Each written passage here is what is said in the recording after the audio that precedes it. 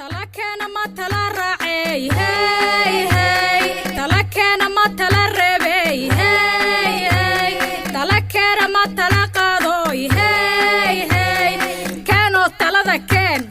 كانوا تلذكين كانوا تلذكين kulanti waxaan dhageystay ku soo dhawow xalqadii 11aad ee riwaayadda Talakeen qaybtii 10aad waxaad ku dhageysatay miski oo u sheegaysa waalidiinteeda qorshaha Anisa markii hore kama aysan walwalin laakiin waxay doonayaan in ay ogaadaan haddii ay Anisa halis ku jirto iyadoo laga amba qaadaya sida qarsoon ee ay dhaqaale ku heshay dhawaan haddaba aan dhageysano qaybta maanta oo aan la soconno wax cusub ee soo kordha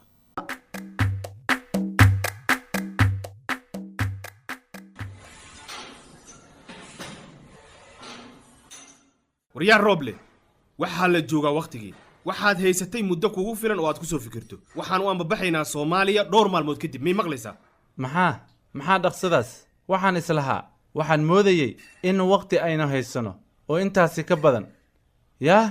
siilayo see wax u wadaa waqti muxuu yahay waqtiga dheeraadka aad u baahan tahay Roble ma hadda ayaad ii sheegaysaa inaad u baahan tahay waqti dheeraad ah mana filaynin inay hoosta naga soo geli doonto sidaan dhaqsada ah waxaan u baahanahay in aan waxaan rabaa inaan macsalaameeyo familygayga weli waxba uma sheegin iyaga mana oga go'aanka aniga aan qaatay reerkiina arrintaani way ka weyn tahay Roble maxay tahay faa'iidada ku jirta inaad dib u dhigto safarka waxaad rabtaa in reerkaagu ay ogaadaan kadibna qorshahan uu fashilmo maya siilayo sidaasi maaha keli waa familygayga waxay mudan yihiin inay ogaadaan oo ay fahmaan sababtaan u baxayo waxaan u baahanahay inaan u sharxo iyaga sharaxaad maxaad u malaynaysaa inay ku dhigi doonaan Roble ma kula tahay inay ku fahmi doonaan maya waxay ka codsan doonaan inaad la sii joogto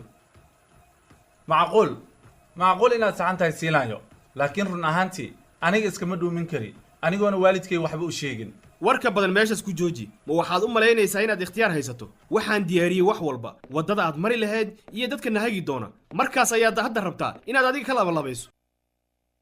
kama labalabaynayo keliya maxaad rabtaa Roble ma baqaysaa waxba ma hubtid miya ma waxaad u malaynaysaa inaan meesha ciyaar ku hayno maxaa ka wadaa waxaan ka wadaa waqtigayga iga kaa lumay iyo wixii iga kaa baxay waxay la macno tahay inaan waxba isku haynin waxaana lagula dhaqmi doonaa sidii inaad nin khaa'in aad tahay ma fahamtay waxaan ku leeyahay Roble aniga waan fahmay laakiin dib uguma laabanayo arrintan siilayo waa iga go'an tahay keliya waxaan u baahanahay waqti yar oo dheeri ah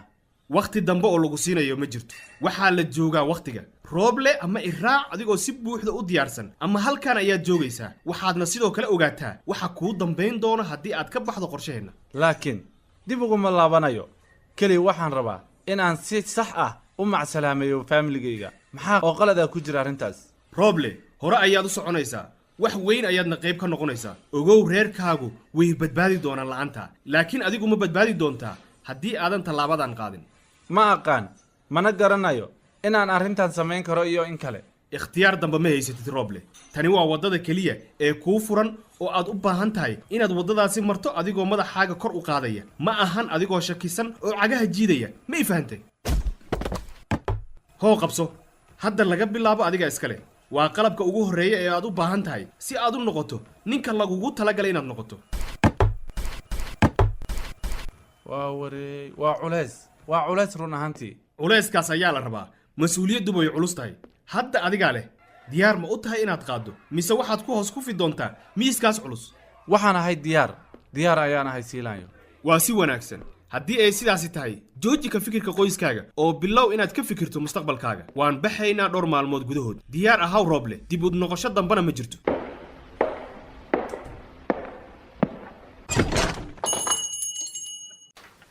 allah shalaytiday waa yaab maxaa soo dhaxgeliyay arrintan maxaa geliyay allah familygay waa iga walwalayaan allah anigu weligay Soomaali ma arag dagaalna ma garanayo ninkan bastoolad iyo waxyaalo waaweyn buu ii dhiibay allah maxaan sameeyaa meel aan ka laabtana ma joogo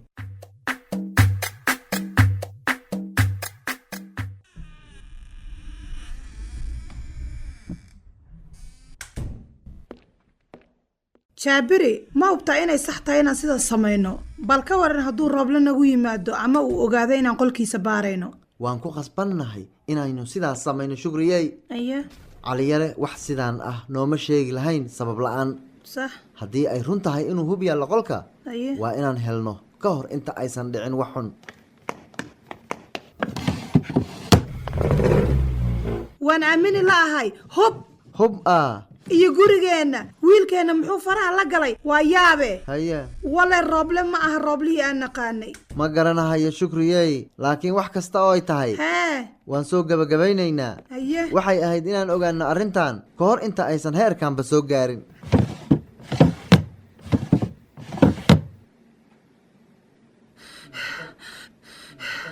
jaabiriow meeshan soo fiiri maya tan ma dhici karto waa bistoolad allahayo jaabiri sideen ugu oggolaana inay arrintiisa heerkan gaarto sidee arrintan ma sii socon karto waa inay halkan ku dhammaataa ma aqbali karno inay sii socoto waxaan u baahannahay inaan ka hor tagno laakiin sidee jaabiri sidee xaggee xitaa ka bilaabi karna haddii aan rabno inaan isaga kala hadalno arrintan waxaan ka baqaya waxa uu samayn karo iyo tan waxay macnaheedu tahay waan la hadlaynaa shukriyey hee waxaan tusi doonnaa halista uu u bareerayo wiilkeenna baaxadda ay la eg tahay ka waran hadduu warkeenna maqli waayo jaabiro ka waran hadduu go'aansado inuu naga wada tago u malayn maayo inaan u dulqaadan karo wuu maqli doonaa warkeenna shukriyey aye isdeji waana qasab inuuna dhegaysto jaabiri waan ku baryaa ii ballanqaad inaad si qallafsan ula dhaqmaynin rooble waa wiilkeenna welina ma kala go'in caqligiisa waan ogahay shukriyey waan ogsoonahay arrintaas laakiin waa inuu wajaho cawaaqibka ficiladiisa waxa keliya aan rabo waa nabadqabkiisa jaabiri waxaan rabaa inaan noqono mar kale qoys wada jira oo iska warqabo sidii aan ahaan jirnay inta uusan isbedelin ka hor weligeedba waan ahaan doonnaa sidaas oo qoyskeennu wuu wada jiri doonaa shukriyey balse waxa ay ka bilaabataa rooble haye waa inaan tusnaa waddadu ku socdo inay khatar tahay waad saxan tahay jaabiri waa inaan arrintaas u samayn karno isaga dartiis iyo annaga oo dhan qoys ahaan ma aqbali karno inuu keligiis ku ambado waddadaas qaldan waa sax shukriyey haye wax kasta oo inagu qaadataba sax waxaan ka shaqayn doonnaa inuu dib noogu soo noqdo wiilkeenna Aye. inta ay goorigoor tahay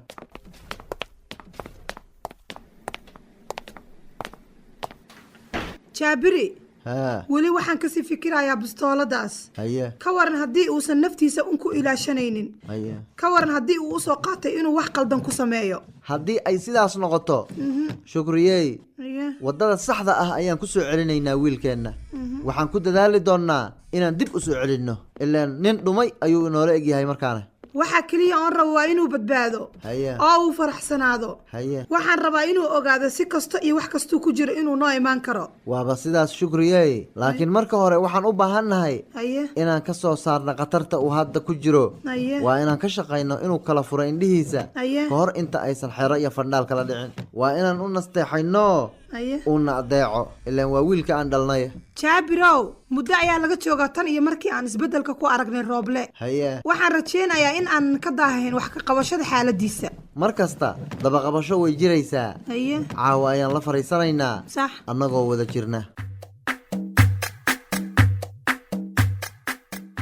hooyo yaabe hee waxaan rabaa inaan safro nin maxamed la yidhaahda ayaana wax kasta ii dhammaynaya haye hadda wax walba uu ii diyaariyey haye soomaaliya ayaan marka hore ugu tegayaa kadib ayaana yurub aadayaa waana fursad aan weligay sugaayey anisa hee hooyo laakiin sidee ayay kugu suurta gashay in deg degtaas lagugu dhammeeyo safarka horeyna wax naguma aadan sheegine anisa gabadhaydii waan kuga haweynahay aniga iyo hooyadaa laakiin safarkan waa safar dheer waa safar halistiisa wata waxaan u baahannahay inaan si saxa u fahanno sida ay waxu jiraan sidee buu maxamed u qorsheeyey arrintan maxamed in muddo ah ayuu hagaayey isaga oo iga caawinaya inaan kobciyo social mediyahayga wuxuu yaqaanaa dad yurub jooga oo i gacan qaban kara si aan xirfad iyo nolol cusub halkaas uga bilaabo dad kale ayuu sidaanoo kale horey u caawiyey maxamed dhowr jeer baan magaciisa kaa maqlay anisa laakiin runtii wax badan kama naqaano isaga ma hubtaa in uusan arrintan dhib kaaga imaanaynin gabadhaydiyey hooyo waan ogahay inaad ii welwelsan tahay laakiin looma baahna in aad welwesho maxamed waa nin dad badan yaqaana oo waayo arag ah anisa gabadhaydii waxaan rabnaa inaan hubinno in arrintan uusan dhib kaaga imaanaynin waad og tahay waa go'aan weyn waana inaan hubinno in wax walba ay yihiin sida aad u sheegayso waxaan jeclaan lahaa inaan si toosa ula hadlo maxamed ma isiin kartaa lambarkiisa taleefanka aabe hee waan fahmay welwelkaaga laakiin maxamed runtii wuxuu aad ugu mashquulsan yahay qabanqaabada safarka nin inta badan la helana maaha oo wax badan ayuu haayaa laakiin haddii aad sidaas ku qancayso waan ku siinayaa nambarkiisa keliya ogow in wax walba ay okay yihiin wax aad ka walwashana aysan jirin anisa hooyo waxaan nahay waalidkaaga waana ku jecelnahay oo waxaan rabnaa inaan ku ilaalinno waan ogahay hooyo haye waan dareensanahay inaad wanaag ila rabtaan sax waana ku faraxsanahay halkan ayaan kuugu qoray nambarkiisa hoo warqadan isaga wax haddii aad u baahan tahay laakiin aamin wax walba si fiican ayay ku socdaan kuna dhammaan doonaan mahadsanid anisa aabe waan la hadli doonaa maxamed si aan u hubinno in wax walba ay yihiin sida aad noogu sheegtay safarkan ma sahlana sababtaas ayaan u rabnaa inaan badqabkaaga ka fikirno dabcan aabe waad arki doontaa wax walba waxay noqon doonaan sida aan kuugu sheegay waa arki doonaa anaguna aad ayaan ugu faraxsanahay gabadhayda anisa laakiin naga ballanqaad in haddii aad dareento inay wax qaldan yihiin ama wax aad ka shakiso haba yaraadaane aad noo soo sheegi doonto waxba ha naga qarinin waalidkaaga ayaan nahay waana ku garab taagannahay mar kasta waa balan hooyo balse runtii uma malaynaya inay taasi dhici doonto aad ayaan u hubaatan khayr ayaan annagana rajaynaynaa waad ku mahadsantihiin sida aad ii fahanteen hooyo iyo aabe haddana qolkayga ayaan iska sii gelayaa macsalaama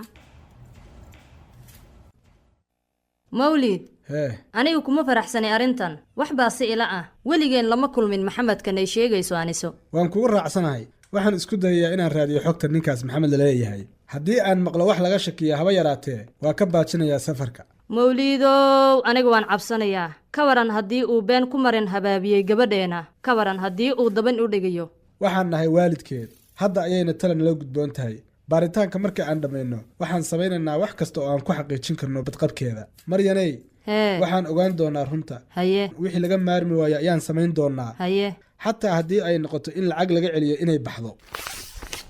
warqadda jaabka ayaad gashatay ee mawlid goormee doonaysaa inaad wacdo maxamed maxamed inta aana wicin waxaan xogtiisa ka raadin doonaa dadka jooga kismaayo su'aalaha aan qabo oo dhan ayaan jawaab u raadin doonaa gunta sheekadan ayaan soo taaban doonaa haddii aan dareemo wax yar oo shaki ah waqti ayaynu haysannaa maryaney waan cabsanayaa mawliid ka waran haddii aysan joogin meel laga celin karo taas ha ka walwalin weli waxaan haysannaa waqti haddii khatar ay jirto waqti aan uga hortagno waynu haysannaa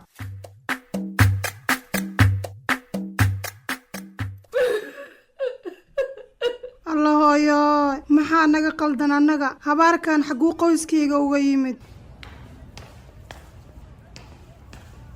shukri maxaa kugu dhacay walaal maxaad u oynaysaa fadlan ila hadal shukri maxaa kugu dhacay alla faadumo waxaan sameeye ma aqaano waa rooble wuxuu rabaa inuu naga tago oo uu aado soomaaliya ah laakiin muxuu ka doonayaa halkaas miyuusan ku baraarugsanayn khatarta uu naftiisa gelinaayo faadumooy waxaan moodaya inuu hadalkaa iska dhahayo marxaladda adag ee uu maraayo darteeda laakiin way ka duwan tahay waxaa marin habaabinaya siilaanyo shukri aniga ii maqal qalad kuma lihid arrintaasi waxaad tahay hooyo wanaagsan waxaad samaysay wax kastood kari karto si aad rooblo ugu soo koriso nolol wanaagsan waan ku gartay faadumooy laakiin sidee baanan u quusanaynin ima maqlaayo marka aan la hadlo waxay u eg tahay inuu mar hore go-aan gaaray xal waan heli doonaa shukri garabkaaga ayaan taaganahay waxaan kuu caawin doonaa si kastoon awoodo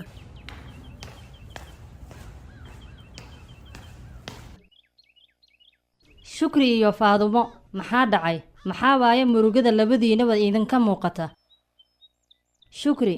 maxaa qaldan wax ii sheeg waa rooble maryan hee shukri waxay sheegtay inuu qorsheynayo inuu aado soomaaliya haye ka waran waa soomaaliya haye waxaa la sheegay inuu ku aqriyey siilaanyo haye saameyn xun ayuu ku yeeshay waan garta shukrina waatan way iska walwalsan tahay soomaaliya laakiin taasi waa waali maxaa ku dhacay dhallinyaradan markii hore waxaan la yaabanaa anisa oo haddana ma rooble anisa ayaa iyaduna qorshaynaysay inay baxdo anisa laakiin maxay tahay sababta xaggay doonaysaa inay aado allah anise waxay hadal haysay inay aado yurub haye allah intay meel kasta soo dhaaftay ayaa waxay ku leedahay waxaan sii marayaa soomaaliya haye yurub iyo soomaaliya faadumoy ka waran hee haye waxaa jira nin haye waxaa la dhahaa bay tiri maxamed haye wuxuu ku qanciyey inay yurub ka helayso nolol wanaagsan haye ballanqaadyo tiro badanna wuu u sameeyey iyadana wayba aamintayba ka waran bal arrintaas maxaa waaye dhibka haysta carruurteenna haye nimankan aan la aqoonin waxay yihiin ayaa duubsanaya waxay u muuqataa inay naga farabaxsanayaan carruurteennii aan dhalnay haye marna ma sawiran inayna soo mari doonto marxalad sidan oo kale ah waan diiday inaan aamino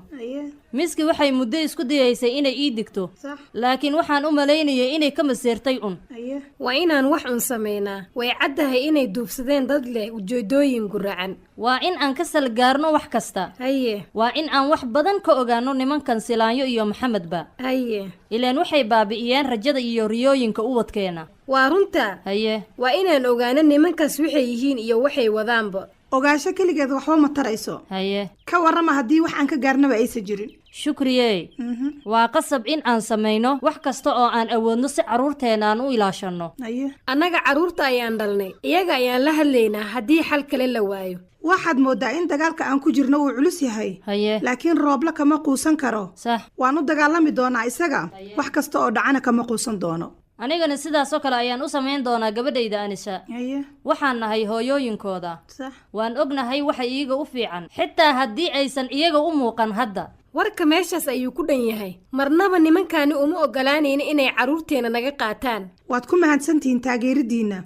la'aantiin wax aan samayn lahaa ma aqaano tani waa marxaladdii iigu adkayd ee isoo marta arrintan keli kuma tihiin Shukri iyo Maryam waa arrin taabanaysa bulshada guryasamo oo dhan meel walbo ay joogto meel ayaan ugu soo wada jeesanaynaa waana u dagaalamaynaa annagoo gacmaha is haysana waa sidaas waana kugu raacsanahay Faadumo waadna mahadsan tahay waxbaan tuhmayaa inay arrintaas ka qaldan yihiin waxaan u baahannahay inaan runta ogaado hello caabi waa mawliid walaal iska warran walaal mawlid codkaaga inaan maqlo waan ku faraxsanahay waan fiicanahay alxamdulillaah adigu waa sidee xaaladda iyo tan qoyska intaba iska warran waan fiicannahay alxamdulillaah dhammaanteen caabiyow waataan horey kuu soo wacay anigoo ku weydiinaya arrin ku saabsan gabadhayda Anisa iyo ninka ay la hadasho ee Kismaayo jooga haa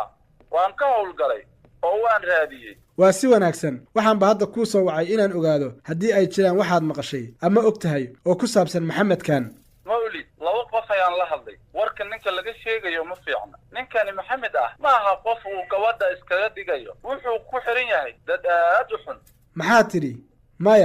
maya waxaase wax dhici kara ma ahan sidee qof noocaas ah iyo gabadhayda u xiriiri karaan waan ka xumahay mawlid waxaan ka jeclaan lahaa in warka aan ku soo gaarsiinayo uu ahaan lahaa war wanaagsan laakiin waxaad u baahan tahay inaad si degdeg ah wax ugu qabato waad saxan tahay caabi ma yeeli doono in arrintaasi dhacdo waad ku mahadsan tahay inaad warbixintan ii soo gaarsiiso walaal waan isku leenahay walaal aadna waad u mahadsan tahay mar kale ayaan kula soo xiriiri doonaa insha allah walaal mahadsanid mawlidow dadaal bal reerkiiyo adigana allah idin xifdiyo maca salaam sida aan moodayo wayba ka khatar badan tahay arrintan waa inaan qof kala waco oo aan la hadlo waa inaan si fiican wax u hubsado hello xasan qofka kula hadlaya waa mawliid waxaan isku dayayaa inaan wax badan ka ogaado nin la yidhaahdo Maxamed oo reer Kismaayo ah wax ma ka taqaanaa isaga maxamed waa kee maxamed yaashu way badan yihiin waan ogahay midkan waxa uu qadka kala hadlaa gabadhayda Anisa waxa uu ballan qaaday inuu geynayo Yurub wuxuuse ku xijay inay marka hore Kismaayo tagto ma taqaanaa qof wax sidaas oo kale ah ka shaqeeya Yurub yaa warkaas war fiican u meeka mawliidow magaalada Kismaayo waxaa jooga dad ganacsiyo qaab daran ku jiro ganacsiyo sharci darro ah tahriibin iyo howlo xagjirnimo ah maaha inay gabadhaada ku dhex qasanto waxyaabahaasi sababtaa ayaanba kuu soo wacay waxaan isku dayaa inaan wax dhowr qof si aan isugu dayo inaan wax badan sii ogaado laakiin haddii aan adiga ahaan lahaa gabadhaas waan celin lahaa waayahay xasan waa kaaga mahad celinayaa arrintan fadlan igu soo celi isla markaa haddaad wax maqasho sidaas ayaan samaynayaa digtooni ayaa lagaa rabaa adigana mawliidow bay war xaaladda sidan ayay u xun tahay gabadhayda inaan sidaa ku waayo ma rabo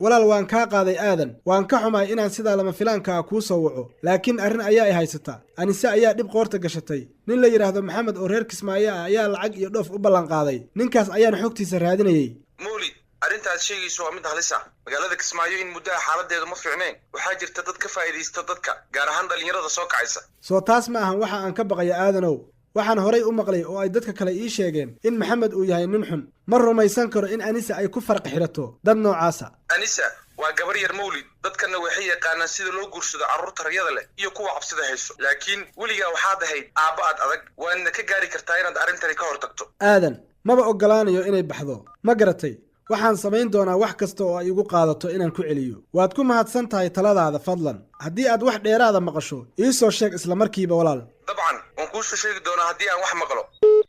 waa inaan ka hortago arrintan waa inaan ilaaliyo gabadhayda